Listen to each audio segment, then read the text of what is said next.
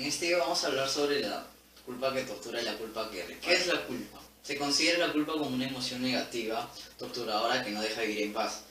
Esta forma es la forma disfuncional de la culpa y es posible aprender transformándola en un valiosísimo aliado para reparar sin torturar. Por ejemplo, cuando uno dice me siento culpable por algo, en realidad está nombrando la mitad de la parte de su realidad psicológica. La otra mitad vendría a ser la parte que uno no suele distinguir, que posiblemente es la culpa. Por ejemplo, me siento culpable por lo que hice y siento que no merezco ser feliz. Este estado de ánimo implica inevitablemente que existe una voz interior. Es una voz interior que te dice, tienes culpa, tienes culpa. Bueno, ahora voy a hablar sobre el culpador. En este caso el culpador vendría a ser la sociedad, la política, las reglas. Bueno, un ejemplo de esto serían los 10 mandamientos, ¿no? Que cada vez que un individuo incumplía con las leyes, se sentía culpable porque pensaban que iba a haber una consecuencia. Esto Freud lo conceptualiza como el superior, que vendría a ser los pensamientos morales y éticos.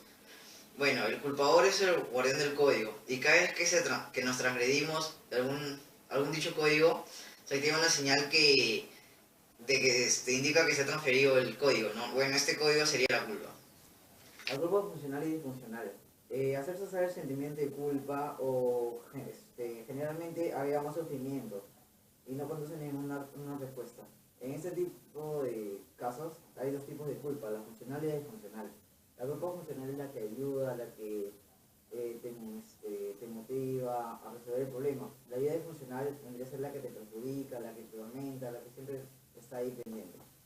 Acerca de las normas para comprender mejor la diferencia entre el culpador funcional y disfuncional, es necesario profundizar sobre la noción, ya que hemos presentado hablando del culpador, ¿no? Que vendría a ser el guardián del código. Su función del culpador es la de mantener el código. No tiene en cuenta el código que está custodiando y no lo puede cambiar. Para el culpador, tienes que aceptar lo que te dicen. Por ejemplo, tienes que acatar protecciones que te enseñaron de pequeño. Si por ejemplo, de pequeño te enseñaron a que cuando puedes convivir con alguien cuando te casas, entonces al no hacer bien siempre es culpa, porque el culpador hace que te sientas así. Y al no cumplir las intenciones del culpable, cuando ambos coinciden en la norma y llegan a un acuerdo, comienza a adquirir relevancia en el modo en que el culpador informa sobre la culpa, ¿no? Ahora vamos a aplicar el siguiente caso. Yo te acuso de haber estado con Raúl mientras me insultaste y ahora quieres separarte aunque sabes que él te necesita. Tú sabes que él está sufriendo y se siente solo como un perro. Siento desprecio y odio hacia ti. Y lo que te hago seguir haciendo es torturante mentalmente para que sepas que eres mala, indigna y no te dejaré que seas feliz con ningún otro hombre. Esa es la perspectiva del culpador. Bueno, la siguiente perspectiva, la de Corina, indica: lo que siento es gran dolor que me asfixia y me oprime el corazón. Siento que me estoy muriendo. Si no dejas de torturarme me volveré loca. Yo no puedo distinguir qué es lo adecuado y qué es lo que me corresponde o no. Yo sé que no está bien abandonar a Raúl si él me necesita, pero siento que me estás pidiendo que me inmole. Y no quiero eso. Sabes que estoy muy confusa y no sé qué hacer. La culpa disfuncional. Para conocer a fondo qué es la culpa disfuncional y así poder transformarla en la culpa funcional, es necesario conocer que el propósito fundamental del culpador no es torturar al culpado, sino más bien hacer que éste se rija a las normas que ambos han puesto. Las formas a través de las cuales lo hace son solo eso, formas. Algunas son funcionales, otras disfuncionales, según el resultado o la respuesta que provoque en el culpado. Las formas disfuncionales más frecuentes son la descalificación y el castigo. En la descalificación, el culpador le dice al culpado que ha transgredido una de las normas y que por lo tanto es malo, es cruel, es egoísta, etc. Aquí se suman todos los agravios e insultos posibles. En el castigo, como su nombre lo indica, es provocarle al culpado un sufrimiento intencional determinado. En el caso de Corina sería, te torturaré mentalmente por todo lo que has hecho y te lo haré recordar todos los días. Como se pueden dar cuenta, el resultado o los efectos psicológicos que causa en la persona son verdaderamente devastadores. A modo de resumen, podemos decir que los tres componentes básicos de la culpa disfuncional son la cristalización, que no permite modificar los códigos internos en ninguna de las circunstancias, y la descalificación y el castigo como modo habitual de tratar al aspecto culpado cuando ha transgredido una de estas normas.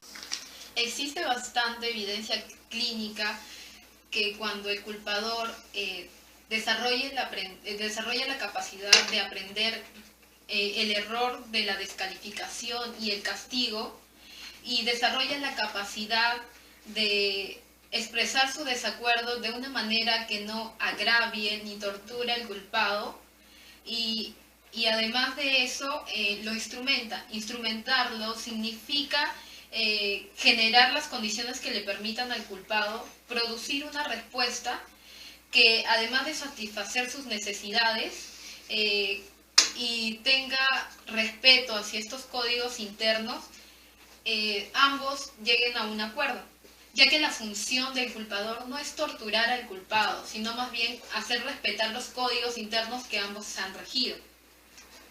Si resumiéramos este proceso en una sola frase, podríamos decir que el culpador deja de ser un culpador que descalifica y tortura, o descalifica y castiga, y pasa a convertirse a un culpador que da un aprendizaje. ¿De qué modo necesitas que te informe que has transgredido el código? Y cada vez que lo haces, para sentirme verdaderamente ayudado por mí.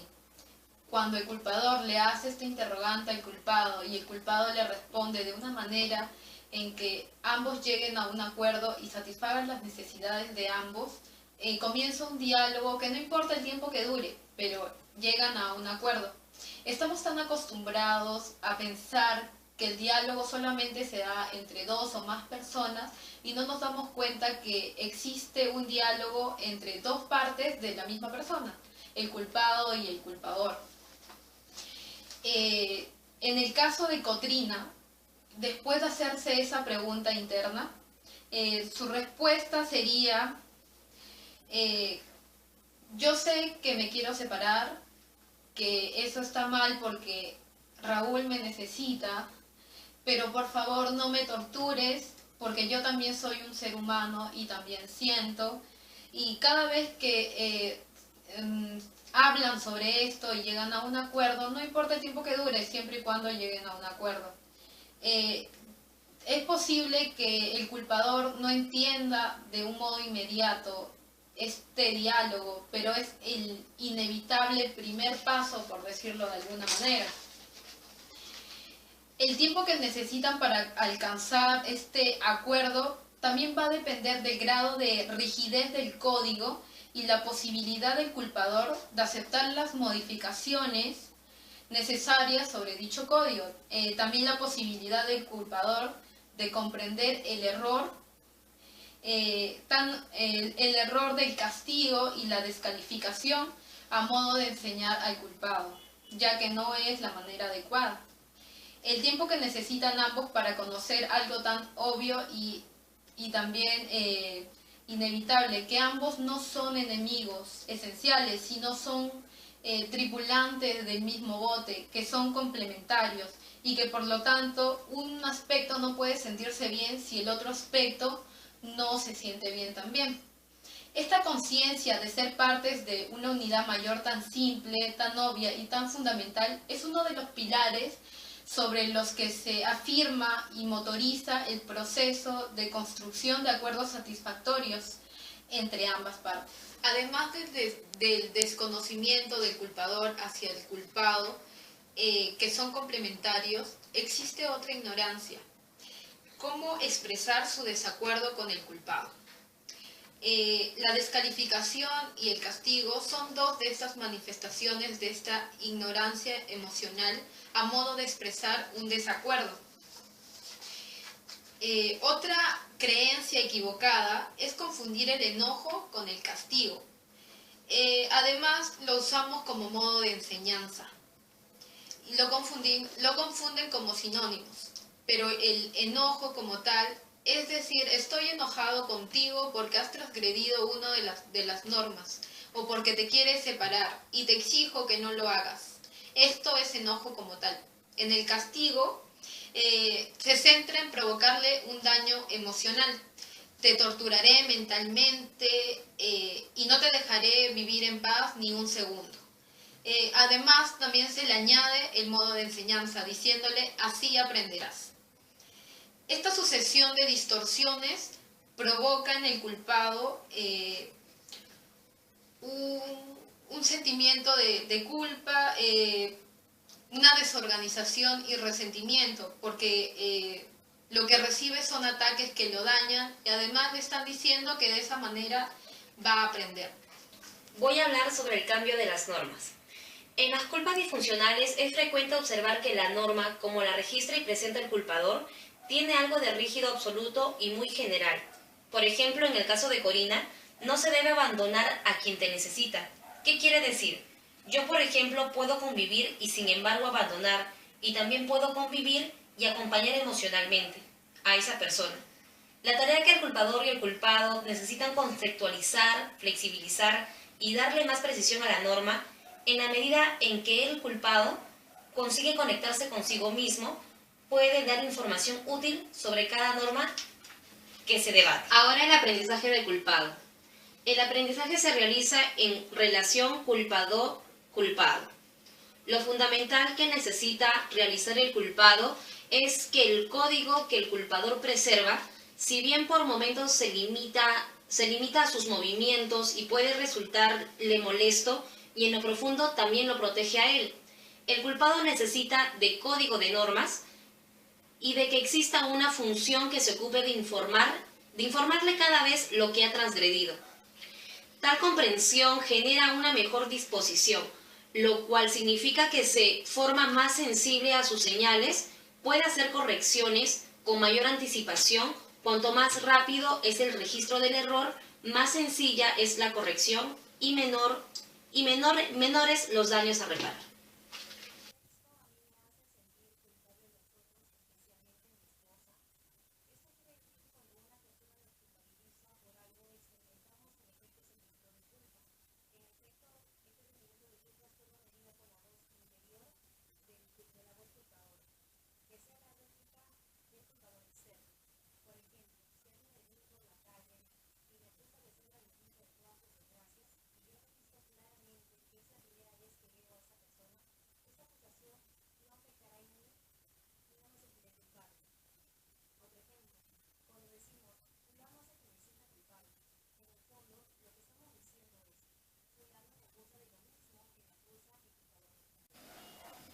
En interrogante, todos sentimos la culpa del mismo modo. La señal que emite el culpador y la reacción del culpado pueden expresarse de muy diferentes maneras. Hay 3 modos básicos. El físico lo hace a través de algún dolor corporal, como por ejemplo el dolor de cabeza. La emoción es sentimiento de dolor, arrepentimiento y agobio. Sentirnos es sensación de culpa. En lo mental se expresa a través de los autorreproches. Todos los autorreproches producen culpa. El autorreproche es el sustento mental de la culpa disfuncional. Es cuando nos reprochamos no haber cumplido una norma de nuestro código interno.